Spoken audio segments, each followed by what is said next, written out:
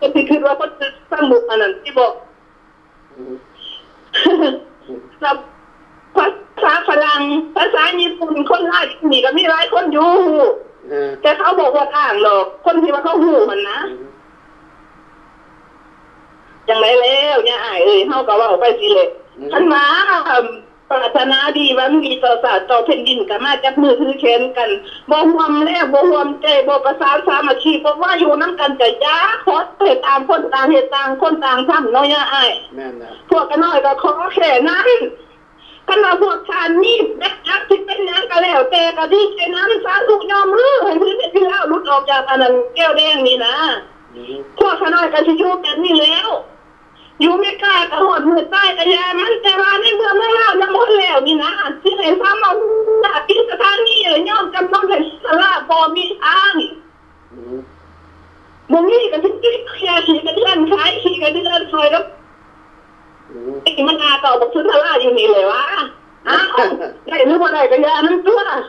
ในเมื่อข้อห้องว่าได้เลย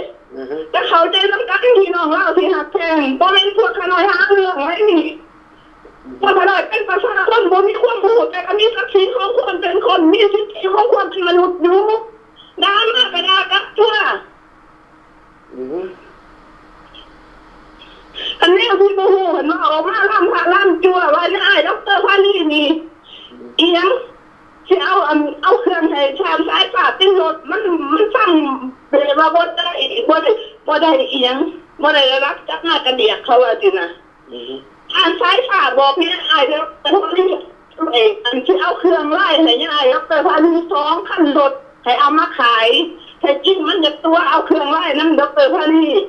แล้วมันมาแก่แล้วมันก็ตัวอะไรดีตัวอะไรแปลกหน่วยเป็นขั้นคนไหนมันตัวเอาแต่ยังมาแล้วมันก็ตัวแล้วก็ไปตัวต่อแบบนี้ฮะผู้เนี่ยแต่เชื่อก็ดีแต่คนคือกันมันจะอยู่ร่วมกันได้ยังไงนั่นแหละกันผู้หนึ่งผู้มันก็อยู่ร่วมกันบ่ได้เลยขน่อยว่าบอกว่าน้ำสกุลเลยน้องน้ำสกุลเกตเอาอยู่ใช้ก็ได้ดอกเอาอยู่ใช้ก็ได้น้ำสกุลหันนะที่เอาวิเศษวิโสทันได้ก็ได้แต่ว่าเลือดน้ำมันคืออยู่บ่ละขั้นประกวดขั้นอะไรตัวดีเด่นนะมันสิได้อยู่ว่าละยาย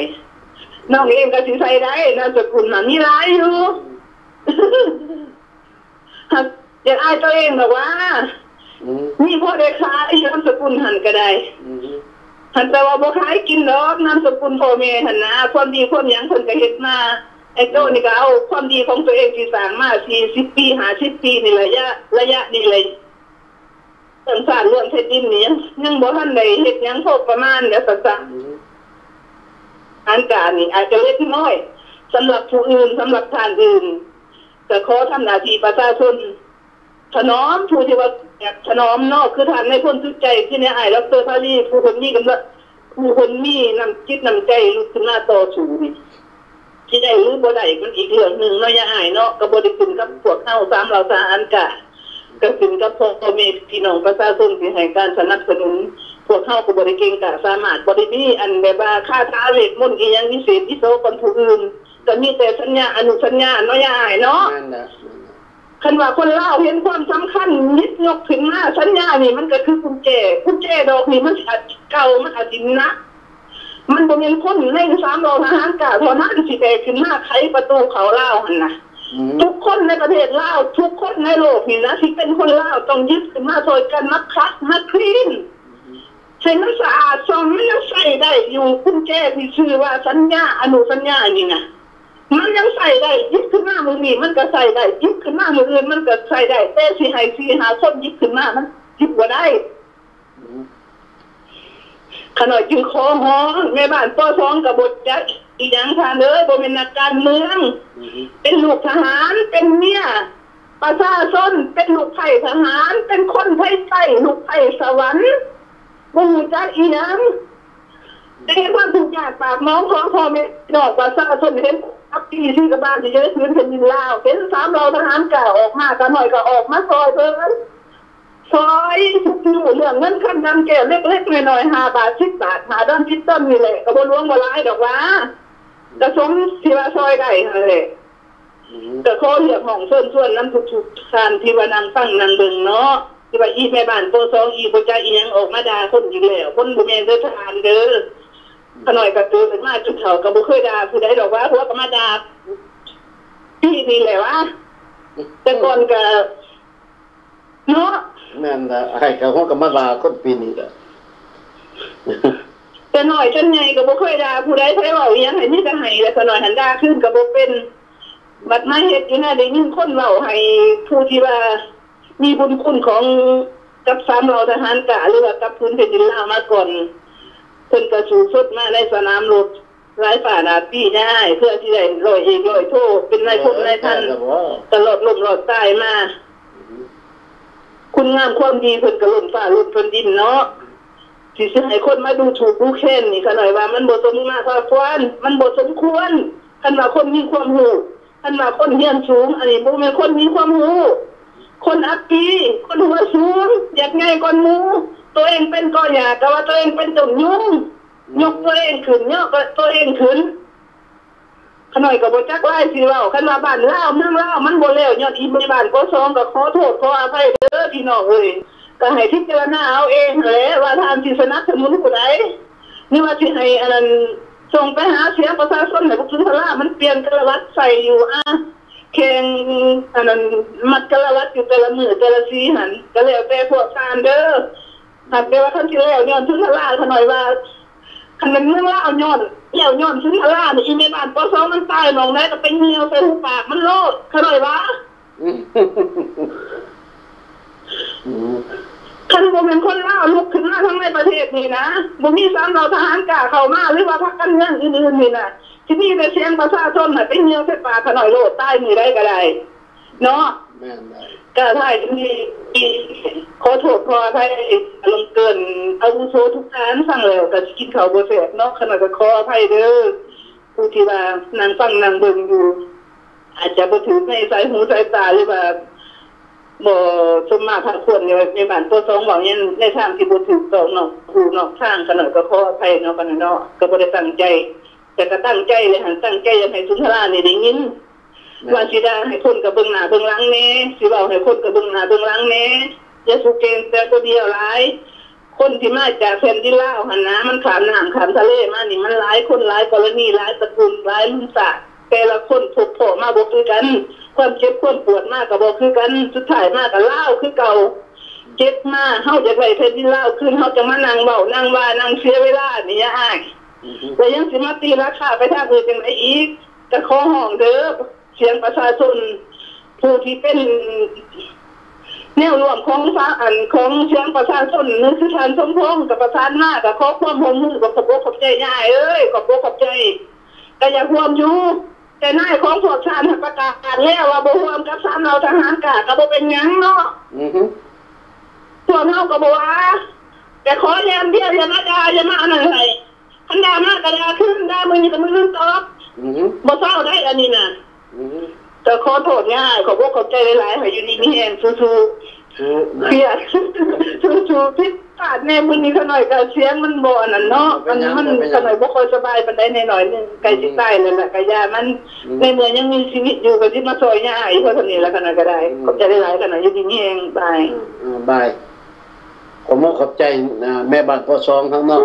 เพิ่นเว้าขึ้นมาถูกต้องหมดพี่น้องอันนี้แหละคนเฮาแม่บ้านปอ2ก็ยังเว้าได้เหนือกว่าน่ะเอ้ยนี่แหละนักการเมืองใหญ่มีความรู้สูงโอ้ยจูงป่าจูงลุงไปต้นเหวหากเลยขณะมันเก่งเว้าภาษาเวียดแต่คนฟังกันคันเว้าภาษาเวียดน้ำแทงมันสิบ่โต้ตอบดอกบ่จักภาษาเวียดพักกันเว้าซะ2ท่านนายพลมันกับหัวหน้าทีมงานเสียงประชาชนพักกันเว้าภาษาเวียดอันนี้น้ำแทงสิบ่เขียดดอกบ่เป็นภาษาเวียดขอหักทายกันเนาะสบายดีขน่อยสบายดีสมาชิกของ3เหล่าทหารกะทุกท่านเนาะวันนี้สิจ้ามีร้อยมีพัน เป็นทางนี่คุณก็ไปดีคนนักสูงเป็นอย่างสูง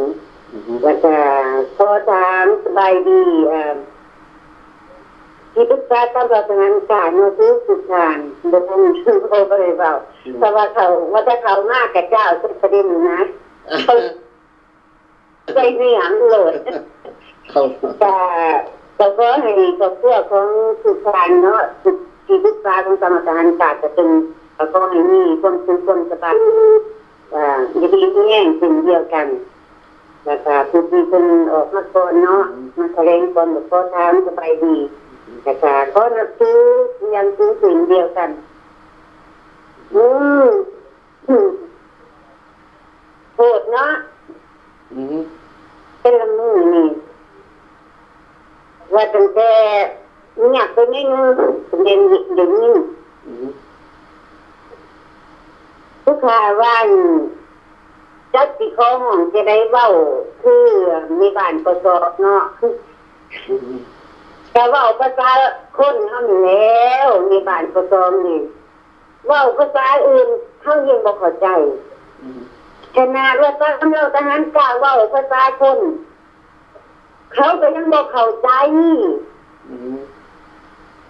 จักเขาสิไปเว้าภาษาหยังเราขออนุญาตบาดคำเนาะยังไงเจ้าหน้ายทุกทางและพี่น้องพวกเราทุกทางเว้าภาษามาเขาก็เว้าบ่กินดิเฮากินหวนบ่กินแม่นเด้อสิไปเว้าภาษามาได้จังได๋เขาเว้าภาษาคนเขาบ่เข้าใจเขาก็ยังหาคนตัวคนเนาะรอพวกพ่อแม่ประชาชนคนลาวเฮาอยู่ทุกที่ทุกกันแต่คุณเป็นคนเกี่ยวพวกนี้กำลังเล่นกับกฎหมายกำลังเล่นกับเรื่องสูงกำลังดูหมิ่นเกียรติศักดิ์ของผู้นำของสหรัฐอเมริกาในพ้นสายป่าเคยค่ะก้อนที่มาออกรายการก็จะมีเขาไปเว้ากับผู้นำของอเมริกาผู้นำคนใหม่เนาะผู้นำคนใหม่ให้คนบังแล้วว่ามีคนร้ายหน่อยปานใดทหารมีหน่อยมีร้ายปานใดต้องเตรียมไว้ผู้นำของอเมริกาในพ้นสายป่าว่าแต่อยู่ในมันติดหรือว่าอยู่ในเสียงประทัดนั้นหูบ่ว่าพวกทางกำลังคือข้านก็ไปหากฎหมายอีกเขาไปหากฎแห่งกรรมที่พวกเขาแล้วมันได้สร้างขึ้นมาอีกเพราะว่าเขาดึงผู้นำของสหรัฐลงมาพวกท่านเขาว่าเขาได้ไปเจรจาได้ไปเว้าเขาออนไลน์หรือว่าเขาไปเว้าเรื่องกับผู้นำของอเมริกาคนใหม่เขากำลังสร้างปัญหากับพวกเขาเองถ้ามีคนได้คนที่ว่าไปแจ้งหรือไปเว้าว่าในพ้นสายป่าที่ตั้งโต๊ะขึ้นมาในการต่อสู้อยู่เสียงประชาชนเช่นกันเขาได้อ้างนาว่าเขาได้เข้าพบผู้นำของอเมริกาคนใหม่ผู้นำของอเมริกาให้คนบังเขาทุกสิ่งทุกอย่างที่เขาต้องการตกลงกันแล้วถ้าเขาพิเศษหรือว่าเขาไปซื้อหรือว่าเขาไปขอความเป็นธรรมเนาะปากจริงหรือไม่จริงรับรอง300ทหารกล้าบ่เพื่อนไล่ดอกพวกเขาติดตักอยู่แต่เขาก็รู้ดอกว่าเขากำลังเล่นกับผีเขากำลังเล่นกับไฟอยู่เช่นเดียวกันกับที่ว่าทำลายพ่อแม่พี่น้องประชาชนทำลายลูกหลานที่อยู่ประเทศลาวที่มาหา หนึ่งหรือว่ามาหาทำงานใส่เงินงานเป็นการแลกเปลี่ยนสกุลที่ยึดเมืองไทยอยู่ประเทศไทยถึงเวลาก็ไปดูถูกดูหมิ่นของรัฐบาลไทยหรือว่าทหารไทยท่านประยุทธ์จันทร์โอชาว่าเป็นทหารเลยมันมีความสามารถเพราะฉะนั้นเนี่ยได้จะไปเข้ากับจีนในเมื่อสุนทราเล่าในตอนนั้นแหละพี่น้องลูกหลานกำลังที่ไปงานอยู่ในประเทศไทยนั้นได้รับความลำบากทุกอย่างขึ้นกระถือดันล่งกระถือดันขึ้นกระถือนี่เรื่องกระถือนี่อันนี้คือความเบาของสุนทราที่ว่าตัวเป็นนักต่อสู้หรือว่านักการเมืองผู้ยิ่งใหญ่แต่ทำให้พ่อแม่พี่น้องลูกหลานว่าบ่มีอันจะกินในปัจจุบันนี้คือจับคือไทยเสียเงินก็ไปอีกบางคนก็ขายให้ขายหน้าไปเอาลูกกระเป๋าคือจับบ่มีเงินบ่ว่าสังกัดใดบ่ว่าตั้งแต่พม่าเขมรแล้วก็ลาวที่จะใส่ในงานในประเทศไทยที่สั้นมาเปิดจับได้ยิ่งถูกปักใหม่นั่นคือผลงานของสุนทราอยู่แคนาดาเสียงประชาชนได้ทำลายทุกสิ่งทุกอย่างความหวังและความฝันและความดีกินดีความอยู่รอดของลูกหลานที่มาใส่ในงานอยู่ในประเทศไทยสุนทรายังว่าสุนทราดีสุนทรายังว่าสุนทราดีกว่าคนอื่นบ่เคยต้มเคยตัวบ่เคยหลอกพ่อแม่ประชาชนบ่เคยเว้าแต่ความจริงแล้วก็ทิ้งใจต่อคนลาวต่อพ่อแม่พี่น้องประชาชนต่อพระบาทสมเด็จพระเจ้ามหาสัยและราชวงศ์ผู้กาจะต้องระบุคาเป็นนั่งไว้เนาะเพราะว่าพวกนี้คือคนเว้าแล้วเขาบอกว่าเขาบ่ได้เว้าเขาอิงอยู่ความเว้าเปียกเสมือนลมพัดมาแล้วก็พัดผ่านแต่สุนทราว่าทุกอย่างที่เว้าออกมาทั้งหน้าสถานีได้บันทึกไว้เยอะให้เป็นประวัติศาสตร์ไปจน100 ปีพันปีที่ลูกหลานรุ่นหลังนี่เปิดในขึ้นมาได้เปิดตั้งหรือว่าได้ติดตามในเรื่องของสุนทราบันทึกเสียงไว้นั่นคือบันทึกความเหลวความหายนะความที่ว่าบ่ให้ลูกหลานคนลาวได้มีสมองพัฒนาไปทางที่ดีกำลังจะนับสิ่งที่ดีใส่สมองของพ่อแม่พี่น้องลูกหลานลาวเฮาสุนทรายังนกน้องต้นเองเหนือคนอื่นเคยเรียนมาเคยประสบการณ์ทางด้านการเมืองเรียนได้เป็นสิ่งทุกอย่างและมีสติปัญญาคุณเลิศของสติปัญญาสุนทรากำลังผ่าพ่อแม่พี่น้องประชาชนอยู่ภายในประเทศลาวกำลังขาลูกหลานสุนทราก็คือมีอย่างดีแต่ว่าไม่ได้ยกย่องตัวเองเหนือคนอื่นท่านสุนทราเขากระดึงในเจ้าตัวเองถึงนั้นจังที่ยอมรับว่าสุนทราเป็นคนจริงแต่เป็นสองขาเดินอยู่ที่มือเขาคือกันจะไม่มีใครยอมรับสุนทราเพราะว่าสุนทราได้ใส่ความบดีใส่ประเทศนั้นประเทศนี้ทั้งที่อยู่ประเทศไทยเขาก็มีกฎหมาย เขาก็มีคุณค่าเขาก็ได้โง่ขึ้นพวกเจ้าประตอลาวเขามีความฉลาดผิดไว้พัฒนาประวัติศาสตร์ของเขาแต่สุนทรากำลังไปทานมาแล้วสุนทราว่าสุนทราวิถีน้ำผิวคนทีตั้งตั้งที่โตมีที่นองคนล่าเขาบอกว่าอยู่ในยุโรปหรือว่าอยู่อเมริกาอยู่แคนาดาหรือว่าคือที่เขาบอกเขามานี่วงการของการต่อสู้เขาไปว่าเป็นเพียงเดียวกันว่า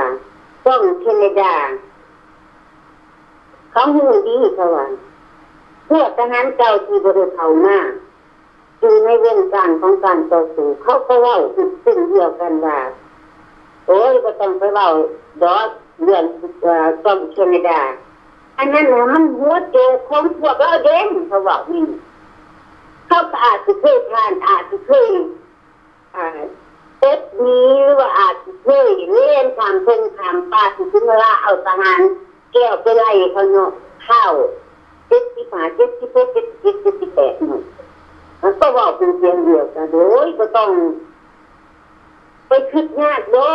กับคนคนนั้นมันบ่มีคนที่ว่าลูกขึ้นมาต่อสู้เอาอันนั้นประเทศดอกอันนั้นต่อสู้เพื่อพวกเผด็จการเพราะว่าเว้าได้ดีหยังมีเป็นยกย่องตัวเองและครอบครัวว่าลูกเราเรียนเก่งกว่าสันจังสิเป็นภาษาแต่เด็กน้อยตัวมิการเขาจะเป็นภาษาก่อนเขาเก่ง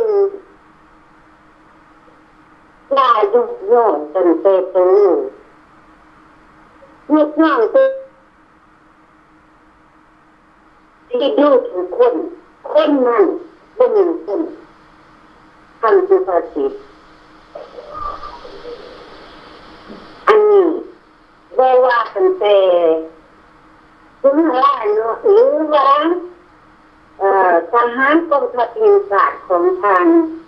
ของทหารในพลสายป่าอันนี้ก็เป็นอีกเรื่องหนึ่งที่ว่าให้ซ้ำเราทหารกล้าหรือว่าอยากให้ซ้ำเราทหารกล้า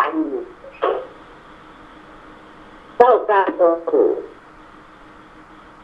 โดนตั้งแต่ประชาชนสุดท้ายนี่เดียวทุกการทุกขาของเราคนที่อยากให้ซ้ำเราทหารกล้ายึดการต่อสู้ด้วยปัญญานั่นคือทานเป็นจิตไรและทานเรื่องในการคนและดอกตื่นมอนบ่มีทานอื่นเขาถืออันนี้ก็เก่งอีกเหมือนกันเขาถือว่าเขาเป็นพวกมนุษย์แต่คิดคนจะควรเว้าควรจา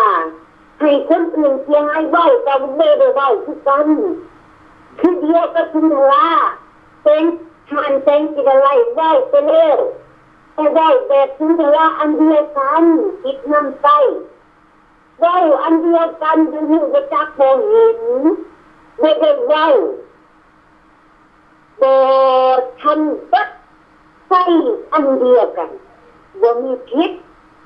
ก็ว่าคนอื่นถ้าเป็นโจรตีหายอย่างใส่พิษอาริสุยาอยากย่างท่านจะมีในโตก่อนนั่นคือความตัวหลอกลวงหาเรื่องใส่เสียดบังเดียดเสียดสีย่างลืมเพราะว่าการเป็นกิจไลถือว่าตัวเองเป็นบันนี้มันนิดไปคิดคนข้างที่ไม่ดีให้คนอื่นเสียหายให้นักตัวอื่นลดกำลังใจเจตนาของการแบ่งกิจอะไรยากให้สำหรับทหารกายยุดการต่อสู้เพราะว่าออกจากอันนี้นอกภูเขาแต่อยากเล่าซ้ำ ออกจากปากทานแสงจิตละไล่ว่าให้หยุดช้าการต่อสู้เอาสัญญาขึ้นมาต่อสู้นั่นเพราะว่าสัญญามันเก่าแล้วมันใส่บ่ได้มันเด็กอันนี้แหละเอาขึ้นมาต่อสู้ก็เป็นเรื่องตลกพี่น้องคนลาวทุกคนและสมาชิกตามเราทหารกล้าทุกทางโดยว่าฐานมีบุญมีพันฐานมีลอยมีลงมาหาในพุทธในจางอันนี้เป็นเรื่องจริงถ้าว่าพวกทานเนาเขาจะคิดว่าผู้ขายว่าอะไรท่านจะมีแก่ใจผู้ขายจะอยู่กับหนูให้เขาไปเป็นยูทูบวันที่เศร้าหรือเศร้าคิดเตือนคิดเนี่ยเล่นเท่าทานน้ำแดงเนาะแม่นได้ต้องและให้เขาไปเป็นอีกวันที่17 เดือน 8ทุกท่านหูขอหูอีกโดยได้หาเรื่องใส่ท่านคนนี้ออกจากปากทานแสงอีกว่าคนที่มาด่านะฮะมันเป็นพวกไรเงินสาธุคนที่บ่ฮู้หยังคนที่บ่รู้จักหยังเพราะว่ามันจะมีแต่บัณฑิต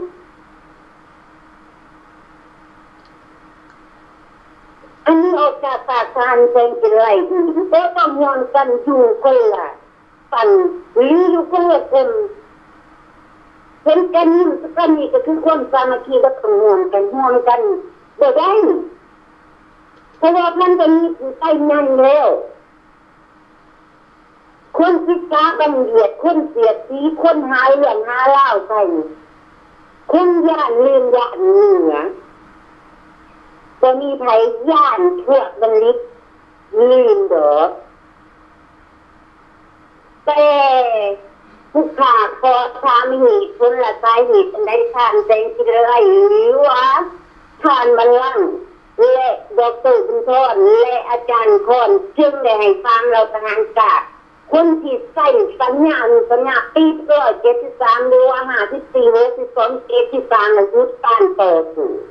เหตุผลอันใดผู้ขาขอเหตุผลเพื่อได้หาเรื่องอันนี้ท่านแสงกิไรว่าออกจากปากผู้อื่นแล้วมาหาว่าคนอื่นขับสมโจรตีด่าคนที่ด่าท่านจะมีคนโดนหนึ่งอย่าง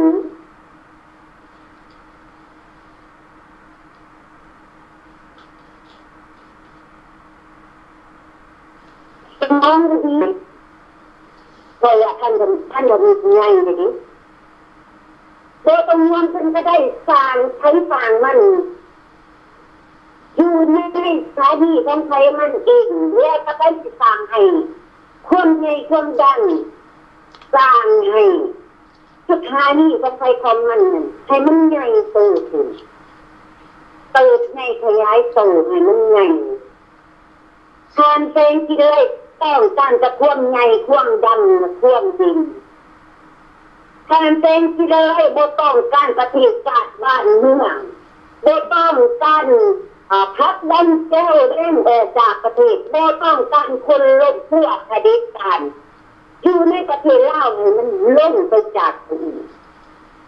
การเป็นที่ได้จึงเอาแบบนี้ออกมาแต่ผู้ขาบ่รู้จักสื่อเนาะผู้ขาจะได้ยินอีกว่าผู้นำของเราหรือว่าชมรุ่นบุญยังบอก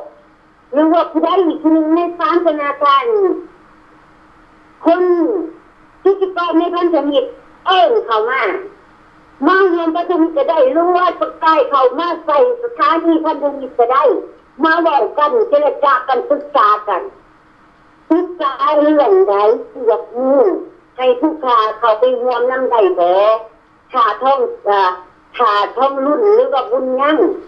หรือว่าอีกสักเดือนสารตรงนั้น เขาหน้าสกายก็มาให้ผู้ขายเข้าเมืองได้บ่เลือกโทษไปศึกษาผู้ทานเว้าได้บ่ทานเมื่อใดท้องรุ่นบุญยังหรือว่าพระธิรสารอีกตนนั้นมาปรากฏกายอยู่ในสถานีพันธมิตรเมื่อนั้นเลิกไปอย่าลืมแต่คือนี่ก็ยังแล้วว่ามันจะมีอีกเป็นบัณฑิตบ้าบ่จังใส่ว่าพอเนี่ยเจ้าง่ายทุกทางหรือพ่อแม่พี่น้องคุณลาห้องทุกคนที่ปั้นอยู่เรื่องเงินหาเหลืองพวกแม่เคยเขาเงียนที่อยู่ปฏิราชแต่ว่าผู้ชายนี่ก็เคยเขาอยู่แต่ว่าลูกทหารงานอยู่ตลอดแต่ต้นปสองเนี่ยว่าสนอจะให้เพราะว่าพอไปหันจะให้เพราะว่าพอไปง่ายนะทุกท่านดูประเทศลาวเรียนภาษาลาวเว้าภาษาลาวกินคนเนื้อจำกระเดะเรียกพวกท่านนั่นเข้าใจบอกคำหมายว่าพันธมิตรใช่พ่อต่อเลยทั้งงานนี้อาจจะใส่ท่านได้แต่ป้าก็เล่าใส่ทำมิตรบ่ได้โดยเมนเกินจริงอันนี้ว่าในคนเล่าทุกคนเข้าใจในเรือทานแตงกินไล่ต้องการคำอธิบายจากผู้ขาแต่ผู้ขาบ่ได้คำอธิบายจากพวกท่านทั้งนี้ผู้ขาขออธิบายเรื่องท่านทั้งนี้คนเล่าทุกคนเข้าใจว่าท่านคือสะกดแบบไหนทั้งงานท่านได้แต่ทั้งหลังเป็นคำอิจก็ได้แต่ในความคิดของผู้ขาและคนเล่าทั่วโลกหรือว่าอยู่เหนืออยู่ใต้หรือว่าพวกที่ตั้งเนาะขออนุญาตหรือว่าสามเราทหารกาทุกแทนต่อกับเล่าใส่ทวิตได้บ่แต่ทุกคานคิดอยู่ในคิดออกในสมองแต่ว่าคนอื่นก็คิดได้แต่ยังลงทะเลนคมค่ายของคำว่าท่านสมุทรอันนั้นคือพักปฏิบัติประสาทลาวต่อไปแล้วใส่กันใส่ทมิตรไม่ได้เลยที่เกิดคักคุณลาวนะบอกว่าคุณลาวนี้สมาชิกของท่านสมิตรแกนนำของท่านสมิตรให้ที่จะทักว่ามันเกินไปในเมื่อท่านแสงไฟกันไฟคนแห้งผู้ขาก็ต้องใส่คนแห้งสิ่งเดียวกันบ่มีผู้ขาหาเรื่องและบ่มีทางเราทหารขาหาเรื่องพวกทานมาละเมิดสิทธิของสามเหล่าทหารกาก่อนสามเหล่าทหารกาจึงไม่ตอบคือให้กิจขัดบ่มีแค่นี้เราก็ได้ใส่ว่าทำอีกก็ได้ทุกท่านเขาถือเงียนสีเล่าเขาเงียนชื่อประเทศลาวควรจะเข้าใจว่าป้อกับล่อใส่ทำอีกก็ได้ทั้งอาจจะเป็นท่านได้แต่คือที่ว่ามันออกนะความหมายของป้อกับล่อคือผัก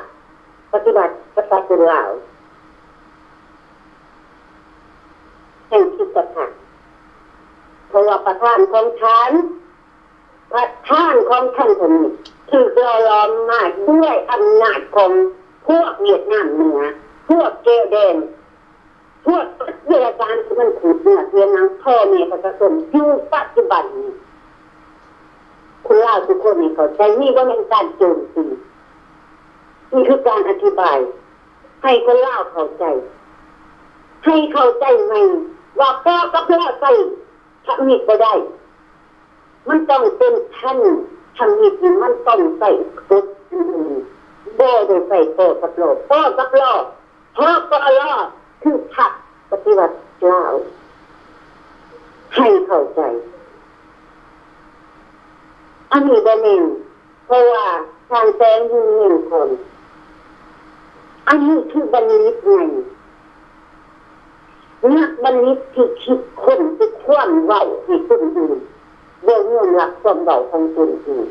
นี่เป็นนักต่อสู้ใจหรอก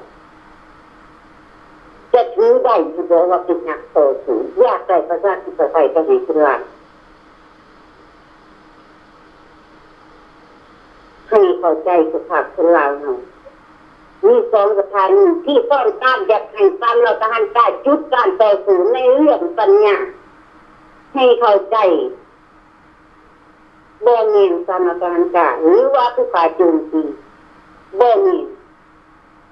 ให้เขาไปดูวันที่3ที่21เดือน7เดือน8วันที่17เขาไปดูว่าแสงการแสงที่อะไรว้าวแบบนี้นี่คือที่เนื้อคนอื่นอันนั้นนะหนักบัณฑิตเขาคิดคนจะแทนที่ดีแต่อันคิดคนหาแต่ความอยากลากคนเพราะเขาขึ้นหน้าสูงแล้วเพราะว่าพวกรู้จักเองสิ่งเดียวกันกับพวกเราเองอันเดียวกันกับเสียงประชาชนเลยมีชีวิตเปลี่ยนอันเดียวอันเดียวไม่ได้ว่าคนอื่นด่าไม่มีเหตุผลอะไรมากระดาไม่มีเหตุมันจะมีผลมีเหตุมันจะมีผลอย่าว่ามันจะมีเหตุฟังเรื่องฟังประธานการเป็นฟังเรื่องยิ่งว่าโตของผู้ตายยิ่งเป็นฟังเรื่องนี่ว่าจะคนกินสิ่งศักดิ์สิทธิ์ที่ในสกุลโลกที่ศักดิ์สิทธิ์ที่สุดที่อยู่ในสกุลโลกคือไฟฟ้าที่ว่าพวกท่านกับมันสิ่งที่ศักดิ์สิทธิ์นั่นจริงใช้งานได้โบได้อ่านป่าอ่านดีอันนี้คือเรื่องจริงอันนี้ที่ตั้งที่บายเนาะถ้าว่าอยากเข้าใจหรือซึ่งให้เขาไปดูYouTubeของพรรคปฏิวัติเราจะขอจบไปสนิทเนาะเพราะมันนักจะให้เขาหลับ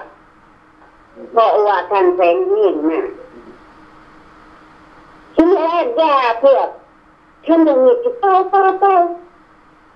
ให้ดึงเรื่องหัวขึ้นไปโตสู่เลยพวกเดียวกันเลยทางเราทางการกาทำดีเป็นใจดีเขารู้สึกว่าทางเราทางการอยากเขาประจานเขาอยากอยากให้เขาดื่มได้อยากจ้องอยากดื่มเขาเพราะว่าเพิ่นจะมีสบันดีย่านยิงแยกการเมืองหาเรื่องหาเล่าเสียดสีอันนี้ก็มันกันนักไปกับยาละเขารับไปจริงถ้าเขาเป็นนักตัวสูงเสียก็ออกมาเว้ากันเตะเว้ากันนั่นมันจะมีลูกผู้ชายยาเว้าแล้วว่าบ่ได้เว้านั่นมันใช่การบ่ได้ก็ขอประกอบเรื่องตรงนี้เนาะมันจะยาวอะไรล่ะจ้าโอเคขอบใจเด้อขอประกอบเรื่องตรงนี้ก็ขอสบายดีโอเคอยู่ดีไม่แห้งอันนี้เพิ่นเห็นในตาได้ฟังในหูพี่น้องเขาก็ได้ยินสุนทรด่าพันธมิตรด่าแท้ด่าว่าคนหนึ่งก็ออกมาตอบคนอื่นก็ด่าเบิ่งแสงจิตได้บ่เอาแต่สุนทรด่านี่โอ้ยเว้าหมดเว้าให้คุณพ่อเว้าสารพัดเขาบ่เห็นตอบเห็นบ่อันนี้ล่ะเพิ่นจังว่าเพิ่นเอาออกมาว่าเพื่อความจริงใจก่อนเขาจะสู่เขาบ่ตกลงใดนำไผเขาบ่ได้คิดคุดทรยศกับพรรคการเมืองซึ่งกันและกันเขาต้องสร้างความชัดชื่อใส่กันบ่แม่นย่านเห็นแต่เงินแสนไทยบ่เห็นไผแสนเมืองอันนั้นมันบ่ดีเด้นุบห้องทั้งไหนดีเท่านี้ห้องทั้งไหนม่วน ว่าแต่ไผส่วนแก่กระโปรงก็แก่โลดห่วยเจอลูกเอกมับหาได้พี่น้องถ้าเขาเป็นนักการเมืองเขาต้องให้รู้จักอย่าสิว่าตัวเองนั่นเด้อเจ้ากะลักงูพะแหงกะโหลกเจ้าจกกองูพะแหงง้อยตองนะอันนี้นะเพราะฉะนั้นเฮาคนลาวกันน่ะความฮักความแพงซึ่งกันและกันเว้าภาษาลาวกันได้เฮาควรเข้าใจกันแล้วบ่สุนทรว่าโอ้ยน้ำแทงเศร้าเด้อเลี้ยงหมูเลี้ยงเป็ดเลี้ยงไก่ขามันบาปน้ำแทงสุนทรเอ้ยเฮากินขี้บ่ได้คือหมาเฮาต้องกินสัตว์กินปูกินปลากินหมูกินเป็ดกินไก่คันโตกินได้โตก็บ่นี่เฮาคิดว่าน่ะอยู่ในแคนาดาก็มีโรงฆ่าสัตว์คือกันฆ่าปีนึงจักเท่าไหร่ล้านโตถ้าเขาบาปบริษัทนั้นมันสิบ่ต้องจมมันแต่ว่า IBP อยู่อ่อนอามานิโดมันใหญ่ปานใดขามือนึงจัก100โตจักพันโตอยู่ไอโอวามันใหญ่ปานใดก็อย่าเอาตัวนั้นมาพอสุนทราแนวมันบาปหันต้นนอกใจครอบครัวเงินซ่านต้นนอกใจเมียต้องเอาเงินไปทุ่มเทคนอื่นน่ะอันนั้นมันบาปแท้มื้อไผอยากเฮ็ดอันนั้นขอหับสายกันน้องสบายดีขน่อยสบายดีทางนั้นแพงเลยโดยขน่อยโอ้ท่านแม่สบายดีขน่อยมันวันกินเด้อกินมาแต่นั้นก็เห็นนี่อันโดยบ่ได้ออกบ่มื้อนี้ออกชุดได้นี่ขน่อยเซิ้นเลยได้บ่โดยจังว่ามีหวานพ่อชมดาบักคุสลาโอ้ยมันบ่พอโอ้ยมันพ่อพวกที่ไว้ให้อัพลูกอันสนับสนุนมันหันมันบ่ทันพ่อเงินซื้อโรงมันบักคุสลาหันโดยมันบ่พวกไรสิมาบ่อันบ่มักดามาก่อนมักดาหันขอไปหลายโดยขนาดแต่ว่ามันหันบ่พอเด้อเงินพวกไรสิมาส่งเขาหาบักคุสลาหันมันบ่ทันพ่อซื้อบนเขาตกมันซื้ออีกไปตกมันจะเขาตกมันอีกหันเขาบ้าดอกบ้าดีบักคุสลาหันมันอยากด่าพวกทหารด่าพวกทหารกาดด่าให้อันดร.ปารีด่าให้น้ำเพลงด่าให้พวกทหารกาดนี่พามันแน่ให้มันมาโลกแคลิฟอร์เนียเมืองแซนดิเอโกนี่บอกมันได้เชื่อเลยถ้ามันไปเอาได้กันกูบอกได้เชื่อแหละมันคือไปเอาบักคุสลาบักโคตรเพลงนะบักมาในมึงเยอะดิเนี่ยแต่มึงคิดหายไปบ่เนี่ยบักคุสลามึงส่งตัวฝากกูเล่นกระดาษแต่ตัวทหารกาดมึงยาดาบักหัวลามึงที่ละคนพวกว่าสนับสนุนส่งทหารแม่นุส่งไปพร้อมศพมันเขาศพมันชื่อโลกแต่มันจะบอกให้เด้อบักคุสลามึงจะด่าส่งทหารกาใครคือกันมาส่งเสือน้ำมันทหารกาไปขายอย่างกูก็รู้คือการถูกจะว่าถ้ามึงแหน่มึงไปเอาแม่มึงเอานี่เป็นมึงเอาไหนคือประกาศกันแล้วมึงจะเอาฉันมึงเอามึงไหนมึงเอาเด็กที่ย่องมึงถ้ามึงตายดูมึงตายกับตามมึงตายก่อนมึงเป็นเดียวแต่โลกก็คือหันมึงเอาที่ป่าข้างหน้ามึงเอาเด็กเป็นหนังมึงเด้อบักทุ่งมาละว่าทุกคนในขณะนั้นในขณะนั้นเด้อทุกท่านี่มึงหันกูบริยอมาไปมึงจะด่าเจ้ายานาได้มึงเป็นยังที่ดูถูกนายคนนายพักนายลอยนายจ่านายคิดนายมึงเป็นยังที่ดูถูกมึงคันข่าวว่ามึงดูถูกเนี่ยนี่ฉันมึงตับขึ้นมึงอ่านเลยตับมาบักมึงมาล่ามึงคิดเป็นคนด่ามึงอีกแล้วเพื่อนก็ฟ้องใช้บ่มากระตาขอโทษขอใส่เด้ออันนี้อีไม่หมายมันที่ด่าอีกถ้าเราใช้บ่อีไม่หมายนี่น้องกันเราบ่มวนหัวบ่นวลบ่มวนหัวกระตามไปขอข่าวบอกคุณโซล่ากินแล้วก็ไปขอมันบอกคุณโซล่ามาเสียการเลือดแล้วไปเอาคุณโซล่ามาฉีดถึงไร มึงเข้าใจแล้วบอกคุณพระเพราะว่ากันบริษัทของสูงหันบอกบริษัทสูงพระหาเงินจะใช้ตรงมันเองเวลาที่เขาเอาแน่นี่กูจะบอกไหนคุณพระเอ้ยมึงคือเศรษฐศาสตร์มึงเห็นแน่หรอกแน่นี่ไม่ยังมึงเล่ายังมึงก็ทั้งไหนยังที่นี่มึงจะบอกว่าการกันแล้วกินกันดึกกันอยู่มึงคนอยู่ไม่กล้าคนเล่าคือตัวคนเล่าถามมึงมีใจนะมึงเอามือไอ้นกมาชาบาดมามึงประเทศนอกนี่มึงก็ใช่บ่ยกเอามือยกมึงจะถามบักคุณพระประโคตรแม่มึงมึงจะด่าโคตรเถื่อนมึงหันแกชูโคตรมึงเคยเอามามึงจะด่าโลกถามมึงเก่งมึงเล่นมาโลกมาหากูดี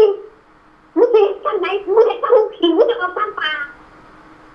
มึงตั้งปลามึงจะเอาตั้งชนตีคอโตแล้วเจ้านายเอ้ยอย่าตีพี่น้องพ่อแม่ก็ดีพอขึ้นแล้วมันมือขึ้นได้ยิ่งร้ายเชื่อแล้วบ่อยากเล่ามันบอกร้ายเชื่อแล้วแต่ว่ามันเป็นยังบ่มึงมามันเศร้ามึงยังบ่เศร้าจะเชื่อกูด่ามึงมาเชื่อแล้วปักชุนทะล่าห้องมึงถึงมันเปิดขึ้นมาเปิดแต่ว่าเป็นหน้าทหารกาทีก็เอาทหารกามึงคือตัวคุณน่ะคุณนี่ว่าตัวไม่คือกันว่าตัวเป็นได้เอาสั่นเอาหยุดให้มึงใช้ละสั่นค่ะมึงไปเหตุการณ์จริงกูไว้ดูเดือดกินหันบอกถึงพลาใครที่เราถึงหน้าว่าถนัดแหละมันมึงนี่เขากินแล้วเขาเนี่ยมันเป็นเขาเยอะมีกี่เล่นเขาที่เราไม่ตายก็หันมันไม่ได้กินเขาหรอกกูจะเที่ยวเขาให้มันกินหน้ายาทุกชนิดเมียคุณยาเทโรชกคุณพลามึงก็แค่ว่าไปด่ามึงก็แค่กูนี่แค่ว่าแค่กระต่ายกูชิดามึงตกนรกกูทิ้งมึงไปเหยียดมึงนี่นรกเป็นบนมึงนี่นรกมึงจะไปทางไหนกูทิ้งนั่งมึงไปบอกคุณพระกูขาดไว้คือแม่ไว้โลดมึงไปใช้พวกไปนั่งไปต่อคิวกระโดดกินนั่งลงกินแค่ยามึงกินนั่งมึงคุณพระเอ้ยเห็นมึงเข้าใจเอาทำทีก็จะยุดเลิกเบ้อพวกชื่อมันชื่อยุดเบาเรื่องนี้เรื่องหน้าคนนั้นเรื่องหน้าคนนี้เรื่องหน้าสุขานการคันเวลาสุขานการคันเวลาสุขเขาอื่นเขาจะนั่งเกียดมึงคือเขาอยู่ให้ตัวเส้นประมาณคนด่าหนึ่งนี่มันนั่งแค่คนหลงเดินซึ่งล่าแต่มึงเข้าใจไว้กูเป็นคนยิ่งกูเป็นยังไงมาแต่เมื่อคืนวันอะไรก็เลยนอนวันอะไรนอนวันอะไรกูจะเห็นแค่ท่านกูจะเห็นมึงนอนนาเพราะฉะนั้นเมื่อบ้านในมึงอะไรจะมาเวลาแต่คนเล่ากินกันมึงเห็นเขาเห็นเขาเห็นชมว่าอย่าเมย์ที่สันติบ่มีหรอกคุณตาเอ้ยคุณบอกให้เด้อคนในคนในท่านหันบนในบักคุณตลาดที่ที่ไหนเจ้าด้วยหน้าเตะคุณตีใส่คุณเลิกตีสักตีถูกคุณเลิกคุณตลาดเลยโอเคนะเพลเท่านั้นแหละโดยขน่อยมุกขอบใจท่านแม่ไม่มีอะไรอีกโดยขน่อยอยู่ดีมีแห้งเด้อโตหัวเด้อโดยขน่อยโดยต้องกินต้องปลากันโดยขน่อยนี่แม่จะตอนใช้โบเชยบางทีมันถึงจะโตชัวแบบนั้นมันเอาขึ้นไหนมาเสงเลยโดยขน่อยเป็นยังเป็นยาแต่มันจะด่าที่นี่ด่ามันคือเหยียบมันคือแบบอันนี้ขนาดประยุทธ์ไหนขนาดประยุทธ์มันโดดมันได้เจ้าให้ได้ครับโตได้ทั้งแหละเดินในคนในพันหันในคนทุกใจอยู่ในคนมันยังชื่อที่เราที่ร้ายคนร้ายในคนในพันบัวทองในคนชื่อนั้นไม่แน่แล้วมันนาคนจะทำจริงเชื่อพอแม่มันบ่เคยเป็นเจ้าเป็นนายเพราะจะมาด่าชงใช้มาในลูกขนมน้ำก็ยังจะขวานปักทุนสละว่าโทษใครจะว่าเนี่ยก็ว่าเด้อว่าไปดูว่าคนดีบนเมืองใครโทษมาบอกโอ้ยนายอะไรว่าบนเมืองว่าโทษกันสาวบอกว่าเคยบอกบนเมืองว่าตัวสวยข่อยมากโอเคเอาบายขน่อยนี่ก็ขอมุกขอบใจท่านแม่เพิ่นก็เดืออดเดือทนเพิ่นเดืออดเดือทนเนี่ยเพิ่นจังออกมาว่า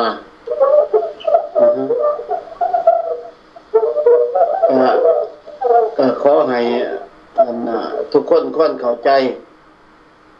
จการต่อรองเรียกร้องต้องการ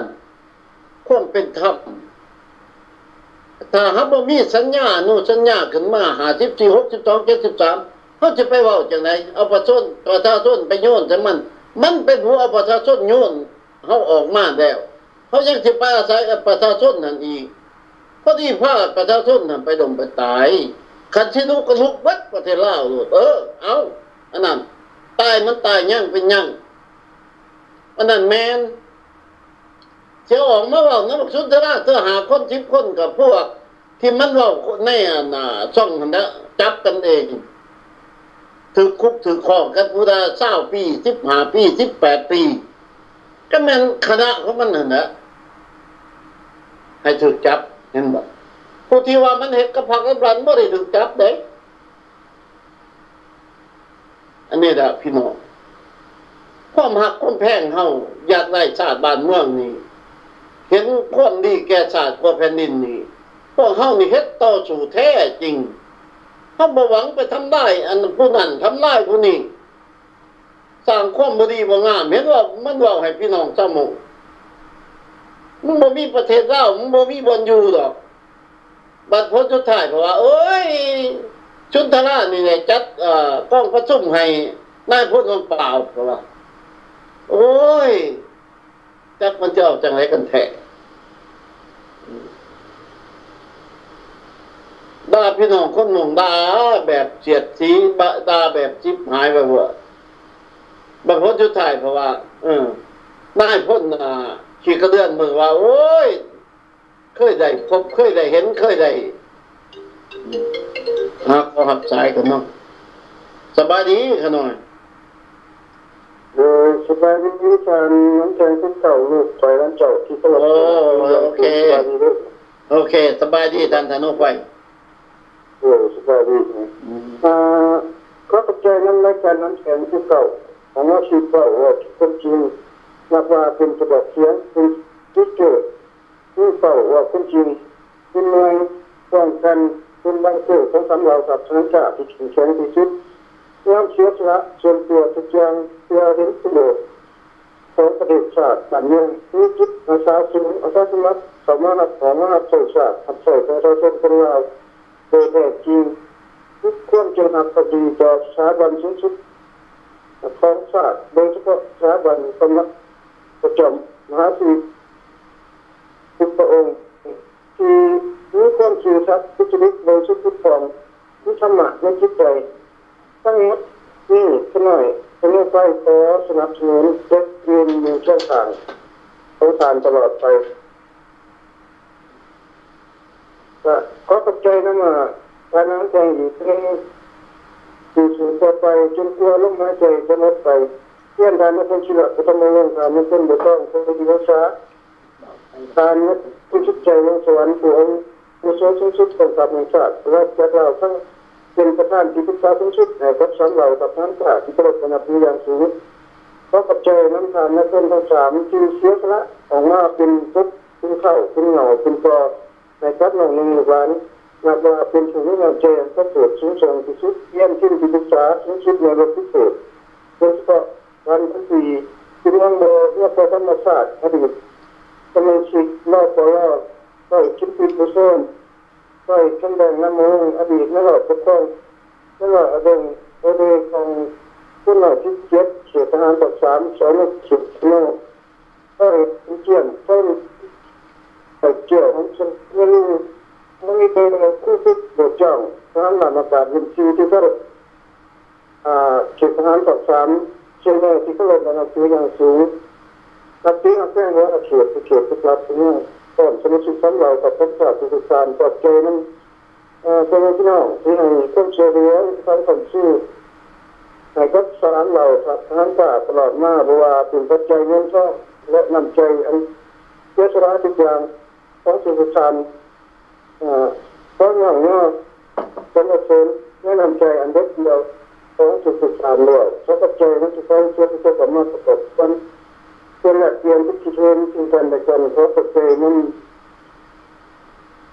นำใจอันก็เกิดมีด้วยเพราะปัจจัย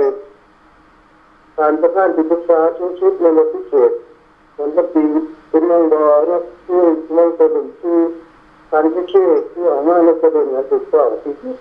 ประธานสภาดีที่น้องในบ้านประสองท่านฝ่ามาเป็น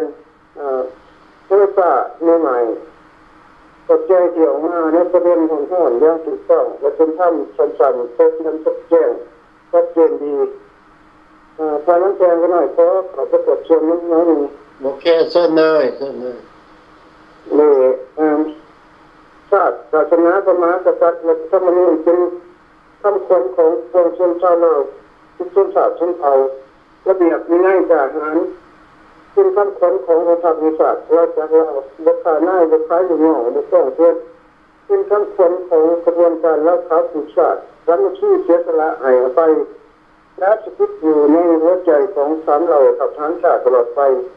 ก็น้อยที่ไม่ใช่เขาขาดคำควรอันประเสริฐนี่ในพัฒคุณลาวทุกคนอุปสรรคของแผ่นดินไว้เป็นขอคิดเป็นกระตุ้นเตือนใจในพัฒเราทุกคนพ่อแม่พี่น้องอย่าคนสนใจกับเสียงนกเสียงกาอย่าไปสนใจกับเสียงม้าท่านขี่ขาท่านนักใส่แกแดงที่ออกมาที่ตัวราแดงคงออกมาหงมาหอนมาจับขาหลอกออกมาหลอกกัดขาสูงในคนในพันบางตัวทุกใจตีนตรงไล่บางตัวเล่นแข่งเป็นเกิดบทของฉันในคนในพันเป็นเขียวกรอนพวกมันเป็นม้าหัวบาดม้าหัวเน่าบางตัวเป็นม้าหางด้วนบางตัวเป็นม้าเถ่าเขียวบนนี้ออกมาเห่าโหเป็นม้าบักเซงขาคิดม้าบักกลางขาขาดญาติเมียงกันออกที่กันเถ่าใช่นั่งเลี้ยนแถวล่อคำสั่งแง่มือหัวหน้าสติสกิดตาใจหัวหน้าเจ็บเนื้อไหนถ้าไปเนื้อไหนก็ต้องทำทุกอย่างคนเขารายการออกที่ทุกโต้ต้องเขาประชุมหัวติสุดีเข้าใจให้เห็นของจะได้ชุดหลงทิศติดต่างยกรายการต้องถือซองแสงเอาผลงานไปทำในคิดเรียนไปสำรวจตรวจตาโลกันนั้นหัวหน้าจะไปเงื่อนเขาต้อนเขาให้แดดเพราะหูตาปลาช่องตลอดเนื้อชาบรรดาซักเมื่อสั้นตำแหน่งหน้าที่นิ้วว่าผู้เดียวเป็นผู้คิดให้คิดอำนาจการที่ทำต่างๆแมนเล่าเหยียดเป็นผู้สั่งการเพราะมาบ้านของนี้ก็อยู่กันขอบวินมากหลายตอบแล้วที่เจ้าชอบก็เศร้าก็คือแต่มันเป็นพันมาว่ามาบ้าแลนยัดขึ้นส้นที่ทำข้อนั้นข้อนี้เรื่อยไปเพราะมันเห็นแก่ตัวเอาไปหมดเดียวสามันบ่ได้เป็นง่ายบ่ได้เป็นผู้นำมันตัวกระโดดจากครอบออกมาเอามาหอนเจ้าหน้ายของมันเองตามภาษาบ้าบอมาเปิดมันเป็นม้าพลังขี่นกเป็นขบวนการมันโดดเขาตามกับชิวัดเวลาชาญที่เขาเห็นว่าชิมนุษย์ชนต้นนั่นเองมันสอดรัดไปนกชิมุ่งทุกเจมันเป็นม้าดับบินสิ่งควรนี่ทิศาสตร์ป่าทิศิลหน้าป่าเจ้าม่างานเนี่ยเดือดเชื้อก็ปากมันหล่ออย่างแต่ทุกใจมันตั้งอยู่อย่างหนึ่งปากมันเป็นกับใจมันเป็นม้าอ่อขี่เสื้อขี่ต้นขี่สอดตอนเล็กหัวเจงหัวดีเส้นตัวเองหัวติดเดี่ยวเจงมันติดแนวนี่หนึ่งสังการหายในต้นที่ต้นเฉาต้นขี่ด้านนั่งมองบักกระเบาอาหารเกิดขี่เฉาตั้งในนี้ต้นละต้นเฉาติดเว็บในท่านเป็นแรงติดเว็บลงติดเว็บไม่ลอยบ่ออกมาดามาปล่อยรถเกณฑ์รถชั้นเป็นทหารผู้ทหารชั้นสองบ่อเงาเสียประชาชนที่ต้องทดออกจากข้อเป็นม้าหางหลวงทันทีเพราะม้าข้อวิ่งเป็นม้าโว่ที่เขี่ยวบ้ามาจากฉ่ำแต่สอนบริหารเป็นม้าผ่านเหยียบตรงถนนมันย่อมสมหัวทับใส่เหยียบตรงมาได้60 ปีเป็นได้ใช้งานที่เอานี่จงอางเจ้าชิมเชียงหวางก็น้อยบ ก็ได้ออกมาสับสนจนปีผู้ใดก็น้อยยกตัวอย่าง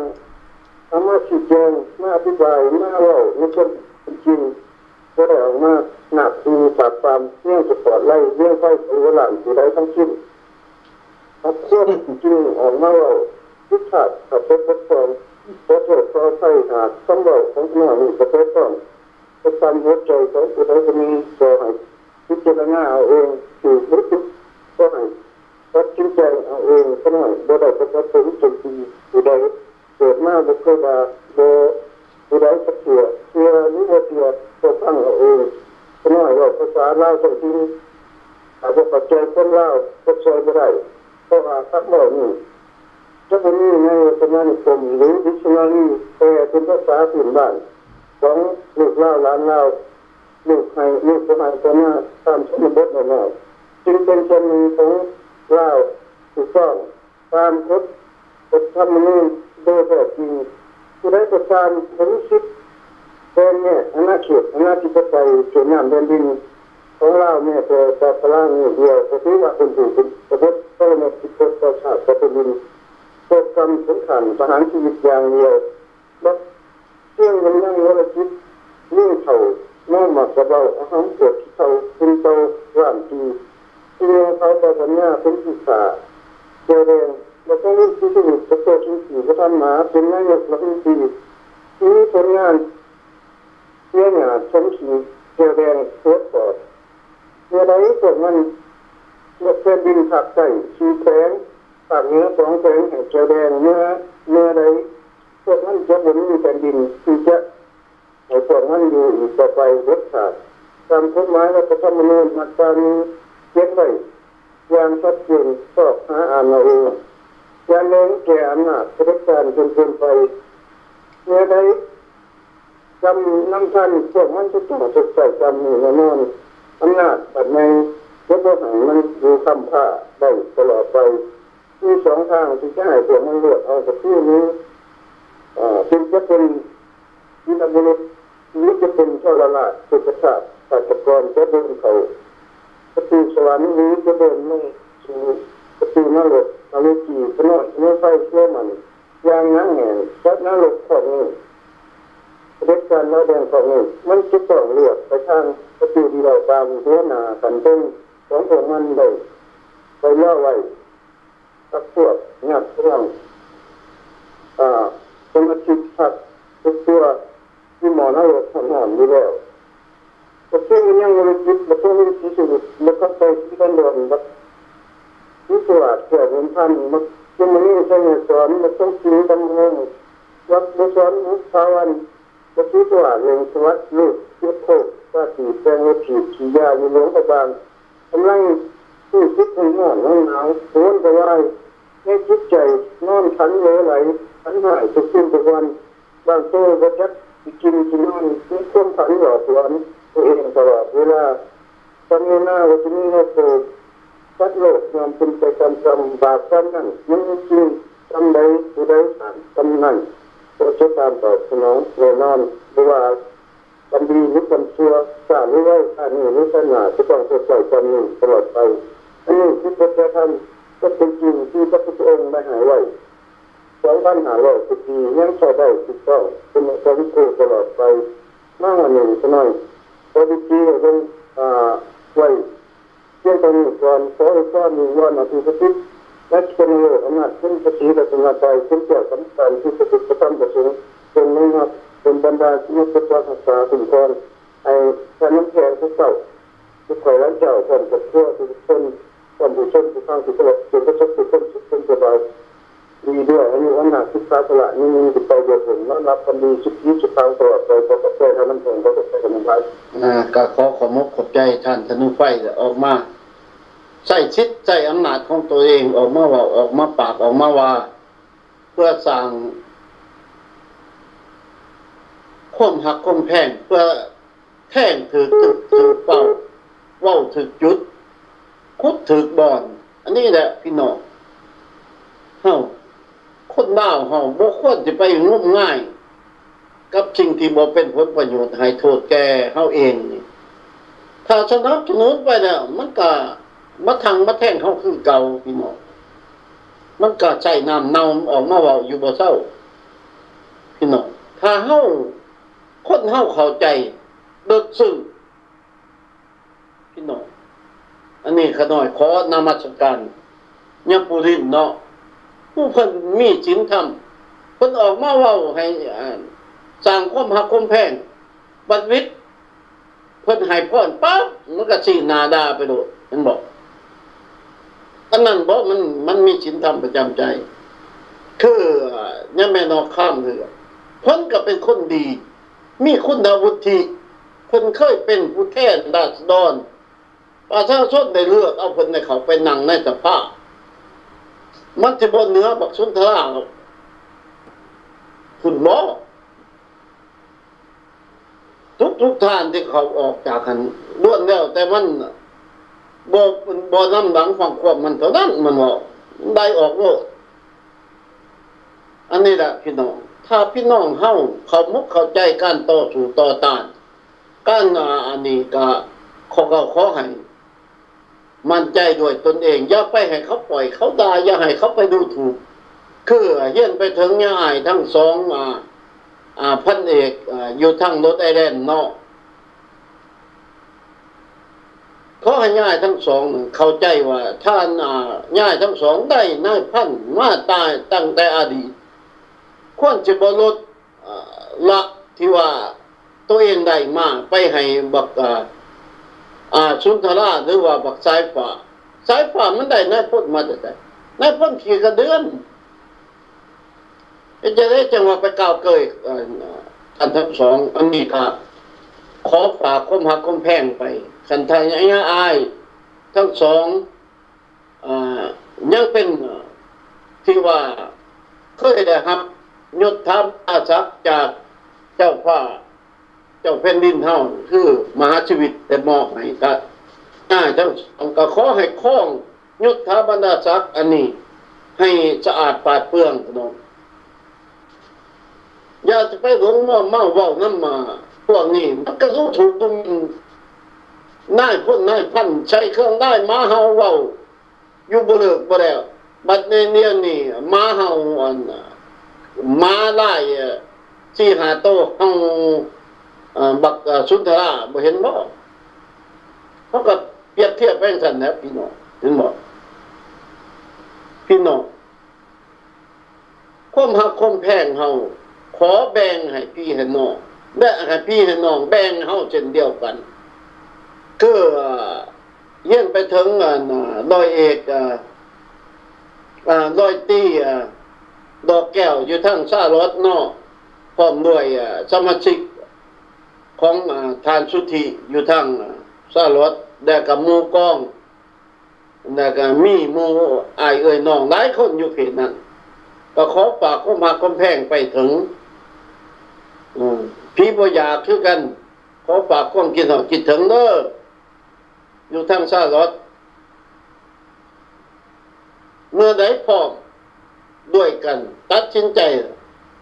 เข้ามาจับมือถือแขนกันเฮาบ่ได้จับแยกแจกพันเฮาบ่ได้คิดว่าผู้นั้นบ่ดีผู้นี้บ่งามสู่เอาชาติเอาแผ่นดินเฮาต้องเข้าใจกันซึ่งกันและกันเฮาต้องมีความมั่นใจเฮาอพยพรบภัยมานี่ก่อนเฮาสิเข้ามาในอเมริกานี่เฮาได้ยกมือสาบานเห็นบ่ต่อฟ้าต่อแผ่นดินต่อเจ้าหน้าที่ที่ว่าเพิ่นเอาเฮามาเฮายังไปงมงวยช่วยโอกาสไปหาพวกดาวแดงแก้วแดงอยู่อันนั้นเฮาก็สัญญาในหัวใจของเฮาหรือว่าให้ความสาบานอันนั้นมันก็หมดสิทธิ์ของเฮาเองก่อนเฮาจะไปเอาซิติเซนเฮาก็ได้สาบานอีกครั้งนึงอีกถ้าคำสาบานอันนั้นมันบ่ศักดิ์สิทธิ์พวกท่านแต่คิดทำได้ตัวเองนั่นเมื่อไปได้เห็นว่านี่กลับมาวัน2วันนี่ดงยุ่นมาหอดเฮือนหากเลือดออกขีดเป็นเลือดเป็นย่างออกเห็นบ่ท้องไข่ขึ้นแล้วเห็นบ่พี่น้องอันนี้น่ะพี่น้องยังจะไปหลงไหลไฟฝันน้ำพวกบักท่องดุนท่องชิงบักคับใจชี้พันดอน ไก่สอนพระวิหารป้านี่กระท่อยาบ้าบอพวกนี้สมสวัสดิ์เด้งสวัสดิ์สมสวัสดิ์แก้วผู้ปั้นบักบุญยั่งว่าแต่จิตคิดชั่วแต่ประเทศขายชาติขายแผ่นดินเห็นบ่คนดีมันตัวแล้วไว้ได้บักอันนี้บุญยั่งมันขาดทิมให้เรียกแม่จ้างนั่งเด้งเมื่อก่อนมันเข้ามาว่าบ่ให้มีเดี๋ยวนี้โอ้โธ่อยู่ทำไก่สอนป้าของปู่ขอหักใจกันเนาะสบายดีขน่อยน้ำแทงจะพอยุดโดยให้ขอบใจน้ำวันเนี่ยน้องใหม่ๆบ่โดยน้องใหม่ๆบ่ออกไปบางนึงแม่นได้เส้นยูโกขอบใจน้องใหม่ๆเด้อคือเอาทางเอาแน่แต่น้องขอบใจน้องเพิ่นหลายๆแน่เนี่ยน้องใหม่ๆบ่ได้ยินแต่เฮิงเลยแม่นได้ยินว่าคือเอาทักเอาแน่แต่จะนอนเอาฮอดโคตรพุ่นนะโอ้จะเอาฮอดโคตรเนาะล่อพ่อนั่งหัวว่าเด้อขอบใจน้องเพิ่นเด้อโดยบายเด้อโอเคบายกันนี่นะพี่น้องถ้าเพิ่นมีความจริงใจนำเฮาหรือว่าอันนั้นมีสายยังข้าง2สายเนาะ615บอกทางเทนเนสซีเนาะโทรเข้ามาอีกเด้อขน่อยเด้อสบายดีขน่อยสบายดียามแต่ข่าวบ่เข้าแล้วออกแล้วเอาเลยมีหยังเนาะมื้อนี้เนาะนั่นแล้วเขาประชับที่ตามเบอร์เขา2ที่เล่นอยู่ว่าไม่กล้ายอมกันกับกปรีนี่มันสิเป็นจังได๋อีกแน่คือข้าพเจ้าเห็นอันทานนั่นและเพิ่นใช้ข้าเพิ่นยืนอยู่นั่นน่ะทานกับทานพุทธราบอกพวกนั้นพวกนี้แหละรัฐบาลชุดทราเห็นเป็นนั่งอยู่ในบ่อนเขายิงลูกซ้อนไฟตามกับนิวเคลียร์ก็เห็นอยู่ได้เห็นเพิ่นได้เห็นทานในเพิ่นใช้ผ้าเพิ่นยืนอยู่ได้เพิ่นสั่งอยู่เพิ่นสั่งตัวคุมหน้าโต้ก็เรื่องของได้เพิ่นสั่งสิ่งนี้นั่นซึ่งตลาดซีมามีอยู่แล้วก็ทานในต้นไม้ต้นอีกคือกันทักที่เขาเจ้าซื้ออยู่สมมติไปแล้วเป็นเพราะคือตั้งนั่นแหละแค่นั้นนะเห็นออกอยู่เลยเห็นออกอยู่เห็นอยู่ได้แหละทานซื้อเขาได้เห็นอย่างว่าที่ขึ้นเป็นไงตามข้าพเจ้าว่านั่นน่ะข้าพเจ้าตื่นถึงว่ามาโมดิจิคนได้เห็นละลานเนี่ยมันจะแม่นเป็นมาเลยจะไหนโอ้เห็นออกขับเลยเนี่ยจังหวะอันนี้แหละข้าพเจ้าแบบอย่างว่าเนาะโอ้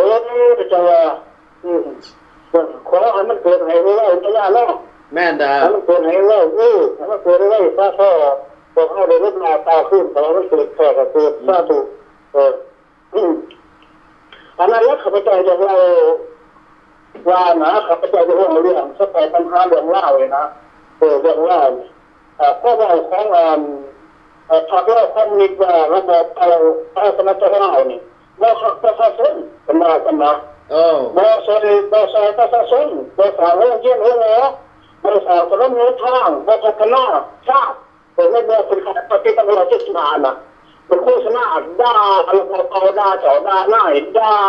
นักคุณนักขันรัฐบาลลงมาพวกเป็นคนเขาจะบอกเจ้าหน้าบอกเจ้าแข้งเจ้าเมื่อนาบุญหุ่นด่าเป็นเนื้อตัวเราแดงเป็นหน้าเป็นว่าก่อนนะมันเก่านี่มันพัฒนาอย่างเราสร้างถนนหนทางกันเลยนะอันนี้ข้าพเจ้าคิดว่าที่สร้างจริงไหมตัวมึงไม่ได้ทางที่ศึกษานี่แต่เราตัวบนได้บนไม่ทางนั้นบนได้หัวคอนะหัวเป็นคอซีเมนต์ที่ตรงนั้นแต่ถ้าเอาตัวทางทำงานทิ้งเมื่อจะได้อันนั้นใช้หัวสร้างนะทำหัวสร้างหัวไม่จะถูกจะได้ตัวอันนี้ก็สรุปไม่นี่บ่เข้าใจพวกกันเกิดมาเอานะแต่ที่พวกเราที่ถามมาในปัจจุบันนี้บ่รู้จักอะไรล่ะครับอันนี้เป็นเราของเขาให้เชื่อว่าเราจะว่ารัฐบาลเก่านี่คนเก่าคนระบบเก่าคนบ่ดีพอขายซะวาสนาอันนี้แล้วข้าพเจ้ามากคือเป็นพ่อบอกข้าพเจ้านะอันนี้ฮันพวกดูทั้งในเกลือนะการคนทั้งข้าพเจ้าเองให้โทษทั้งหมดแต่ผมก็จะยังซ้อนอยู่ในปัจจุบันนี้นะว่าคือ เนี่ยเราฟังคนเจริญขึ้นตัวนี้ผมก็มีเจริญน้ำไหลไฟสว่างเลยสันมาขับไปใจหมดได้ไม่คนเล่นเนาะสังเกตว่าบอลแล้วคนเล่นบะหมี่กับมันบริเขาเลยสันบริคนเล่นเขาแล้วบันนี้บริใจ2 เดือนมันตัดปลาใส่บันมันเป็นไปจะไม่ผ่านพออะไรพอส่วนเราชิได้มาจะใส่เงาอาการบริเหตุนะอันนี้เราจะก็บอกว่าเจ้าหันว่าขี้โค้งระบาดเต่าแล้วคนเก่านะมันกลัวเขาเจ้าหันว่าย่องส่งเสริมมันคนที่ว่าคนรุ่นใหม่เนี่ยนะอยากให้สร้างกระทรวงเขานะจังหวะนี้เราข้าพเจ้าก็สนใจอยู่เรื่องปัญหาตัวนี้อันนี้นะข้าพเจ้าในปัจจุบันนี้คณะพักล่าแดงนะเพราะมันออกมากระถือเนี่ยตัวมันออกนะขั้นตอนภาษาฟ้าพัฒนาจะไม่ลดทางแต่บอกพอเขาสร้างจะก่อทางไม่ยากทางการเรียนนี่ได้ประเทศนี้เป็นเรื่องจะว่าดูเวชั่นของเราลงว่าเพียงว่าเขาด้านหน้าใส่กระบุงอยู่ในถูกนะเป็นตัวไหนตัวจะไม่จะว่ามันบ่อทางสร้างพัฒนามันจะต้องเขามาปกครองสร้างสร้างจะบอกได้มาโดยเช่นนี้ข้าพเจ้าตามขึ้นไม่เจอเรื่องพวกใต้อยู่ในตาข้าพเจ้าเขาเรื่องเขาเป็นทีมเราเรื่องไม่กล้าสร้างอะไรผมได้เจอเรื่องสายเจล่าแล้วเพราะไอ้เรื่องก็ที่ดินเหรอเป็นพระเจ้าเสด็จนั่นแล้วทำพวกพ่อคนนึงแล้วถึงแก้ความหันเรื่องอยู่ในตารางพุทธิหลังจากทุกคนจูดูเรื่องไม่กล้าบ้าแล้วนะบอกผมมาที่ไหนแล้วเนี่ยไม่กล้าผมมาเป็นจะเอาเรื่องมันจะสู้ยาสุดแต่ถ้ามีพอมีแม่เป็นว่าคิดคุยตาใต้ถ้ามาเป็นเรื่องเขาก็ตอนพาไปแล้วจะได้จะได้คุยกับโจ้เลยจะได้น้องมันมีอยู่หันการสัมผัสเนื้อระหว่างอเมริกากับลาวนะเห็นว่ามันมีการสัมผัสเนื้อนะอยู่ในวงเวียนเขาติดจะเจอป้าละให้ว่าอเมริกามานั่นคิดบ่คัดว่าจะเอาตรงง่ามใหม่แต่เจอมาแล้วจน40 ปียังไม่ได้วงเวียนยังอันนี้ก็กว้างว่าเขามันเราใส่พวกเขานี่ว่าแล้วให้ข้าพเจ้าหันให้พี่น้องทุกคนหันคุณควรพิจารณาตั้งเรื่องมันรู้ว่าเยี่ยมนี่ว่ารู้ล้อเลยมันนี่รู้ล้อก็เลยตั้งแต่เขาระบอกเก่าแล้วบอกในที่นี่แต่เอ๊ะนี่คืออยู่แค่จันทร์นี่อยู่ภาคใต้กันเลยใส่องค์อเมริกาผสมกันกับอีกสามก็นามสกุลเลยที่ประเสริฐนะแต่การรับพูดที่ประเสริฐมาเอาปีหันข้าพเจ้าก็ไปฟังพวกเราแหละเป็นว่า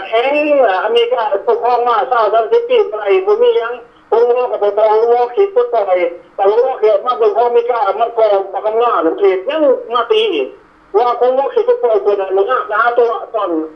มอสีด้านหน้านี่นะแล้วเป็นเมืองแบบนี้ต้องจากตัวเมื่อไหร่เป็นเมืองหัวมอแบบมันอยู่ไม่จะไม่ถูกกับผักโอ้ยจะแม่มาขับอันนี้แหละครับพระเจ้าจริงๆว่าในปัจจุบันพวกคณะผักเล่าแดงนั่นข้อมูลนี่พวกมันมีพวกทีออกมาในวันนี้ทีมันเม้นเนี่ยอันเสือโคตรนี่มันมาโพกใส่หัวพวกเขาเลยในปัจจุบันนี่แต่พวกสู้ๆนะว่าเป็นซะแต่ว่าทิ้งใส่หัวไปพวกนี้มันหันเอาแต่ระบบน้ำหอมมาช่วยพวกหอมสปาของมันอันนี้นะข้าพเจ้านี่ก็เป็นตาเบื่อเป็นตาหน่ายแล้วก็จะถูกใจงานนี่ถ้าถูกขอแห่ไม่กล้าย่องเขามาจะปีแหละย่องเขามาหอบเบี้ยจังปีเด้อไม่กล้านี่เห็นรู้ก็ได้จังหวัดนี่เมื่อมาใส่พวกมักนาของระบบเอาชำนักมันว่าไอ้เมื่อขอให้เทวดาฝ่าแท้จงคนขวบพิจารณาสุดเสียตัวผู้การเลยตัวอยู่ประเทศที่สามนี่จะได้ใช่ไหมมันเรื่องลงทุนมากเลยอันนี้แล้วข้าพเจ้าอยากขอเสนอมันผ่านนั่นแหละพี่น้องตอนนี้พี่น้องก้าวขึ้นพวกเขาแล้วก็ท่านก็ว่าอยู่เสียงนั้นมีสักแบบเสียงประชาชนออกที่ภาคออกที่ภาคออกที่โต้เนาะเสียงประชาชนออกที่โต้ผมออกที่ภาคเลยเราจะเติมได้กันแหละอย่างน้อยก็ว่าเป็นหันจำพ่อเป็นหันบ่แล้วบ่ทัวพวกนี้หันให้เป็นขับให้เป็นขับต้องแม่นะต้องมาพี่น้องเขาขับพระเจ้าบอกแต่ว่าเป็นใช้สิทธิ์ลุ่งซอยอยู่เป็นว่าเป็นแต่อยู่ว่าน่ะแต่อยู่ภายในคือกันแต่บางเถื่ออาจจะเป็นคนภายในของเขาเป็นผู้เย่มากจังเท่าสุดท้ายคนตื่นเขายกของยองเขาว่างเขาสินเนื้อให้ทุกคนนั้นมากคนทะเลนะมากว่าเป็นจะเป็นแต่แกงจะเมื่อเห็นว่าคือในสมัยก่อนมีคนหนึ่งอยู่แคลิฟอร์เนียแต่เขามาตัวว่าเป็นนั้นเป็นเรื่องไปของเรื่องแก้ดับเขาเป็นไม่รู้ไปเลยเพราะว่าเจ้านี่ต้องไปขึ้นรัฐบาลเขาว่าแต่ไม่เขาจะไปหนีเมื่อเขาไปนี่แม้ว่าจะมันสิคันเรือเอาขึ้นรัฐบาลให้เจ้าไปย่างต้องเอาคนแล้วก็โจมตีพวกอันนั้นพวกนั่นมันบอกเนี่ย แต่เจ้าว่าข้าพเจ้าจะมาขึ้นเนี่ยนะแต่แน่นอนมันต้องแบบมันต้องมีคนมาบอกกันสุดท้ายนี่ให้ด่าเจ้าได้คนนั้นด่าคนนี้เพื่อจะใครนึกหยอกลงนะแล้วมีแค่กันข้อมูลเพื่อเป็นผู้อยากทับมาพวกเขานะพวกเขาแต่ว่าคนชาวสุดท้ายเป็นกำลังสิเป็นรัฐบาลบอกประธานในคนใช้ข่าวเป็นแบบเปิดตัวแป้คนบังซาเขนันเป็นที่กระต้าถูกให้คนใดซะให้คนนี้ไปต้องต้องว่างอันนี้บนกับพระเจ้าชิงเงาท่อคนไหนทางอันนี้ตัวซุ้มก็ไปแล้วเป็นบอกแนวนั้นเป็นว่าแต่ความว่าข้าพเจ้าเอาอย่างตัวทำสุราอะไรต่อมามันอีกก้าวเป็นว่าที่เป็นว่าอะไรก็ได้อันนี้ล้างจานมันมากเพื่อที่มันตัวอีกบอกว่าจะได้อยู่เอาเงี้ยคนนั้นบอกว่าใจมาต่อมาเลยประกาศว่าสิเป็นการนั่งนี่แต่นั่นก็ถือว่าเป็นรัฐบาลจะรัฐบาลมาสุดท้ายแล้วแบบนี้เอาแล้วแบบนี้เห็นทางไปเจอโอ้ยข้าพเจ้าว่าจะว่าพวกเขามีบนท่านนั้นนอว่าเสียไปทาและอันนี้นะผมว่าจังหวะคนเฮานี่จะไม่กับบทสิบโต๊ะเลยคนรู้เอารู้ว่ามากตัวเขาสิได้ดีกับสิได้เป็นสุดทานสุดสลาและกันว่าพวกปล่อยอะไรกันนะไอ้นั่นนี่พอไปชินามากิก้ามันก็จะเป็นคือพวกเฮาแหละในสมัยตะกี้แล้วพวกเฮาก็ถือไปได้ต่างสมณะส่วนนาคมมาบ่รู้ว่าคณะเป็นอยู่ในอ่านบทเป็นเอาไว้เขาก็เรียกว่าไอ้เข้าพ่อค้าเนี่ยนั่นนะแต่มาโจมตีพวกเฮาแถวว่าเนี่ยว่าบ่ลนละในการนั้นด่าพวกขายพวกเฮานะเสียงอ่อนนั้นตาส้นช่างพอพิพากนี่อันนี้นะข้าพเจ้าว่าเป็นนี่ก็พิธีการอะไรเป็นเหตุว่าเขาเป็นแต่ละพรรคแต่ละการเมืองนั้นก็คิดเป็นยุ่งเกี่ยวอย่างพรรคใครพรรคมันพระเจ้าจะได้ละเหตุโต้ก็อยู่ในคณะหน้าตุ้มปฏิคณะชิมานาทั้งอยู่ในอเมริกาแต่คณะโต้เรื่องคณะโต้นี่นะแต่ชิมาว่าใช้ประเทศนี้เนี่ยเราอยู่ในประเทศแคนาดาหันกันว่าคนไม้กับว่าตู้หัวจักอันนี้หาที่หัวตู้หัวจักการเมืองหัวจักคนไม้หัวจักแม่นั่นแนวนี่ต้องก็ขึ้นอ้ายหัวคนเรานะมือเปลี่ยนสูงครับร้ายแต่ว่าคันปีนี้โทรผมนี่มันเข้าไปเอาฟังอยู่ห่างตัวเขาบอกเขาเกียร์สิ่งเขาปั๊บนี่ถึงเขาบอกตาสั่งเขาไปจะฟังเขาบอกอันนี้แล้วจังว่าความว่าของเขาเจ้ามันเป็นข้อบอกที่เลือดฝนเป็นข้อบอกที่บนเจ้าบัวงามอันนั้นข้าพเจ้าคิดว่าตลอดต้นสลากต้นมีการทำเยี่ยมศึกษามันจะบอกกันว่าอันนี้ของคำพูดว่าแล้วเขามีเด้งอยู่ข้างล่างนี่บอกให้บรรดาเนี่ยนะเดินได้เนี่ยก็ได้นะมันแหละอันนี้แหละข้าพเจ้าคิดว่าตอนนั้นแหละข้าพเจ้ามาบอกว่าอันนี้เราขอบใจร้ายแต่ว่าถึงได้กับขอให้เมื่อทุกคนของเขาแหละคือทานในต้น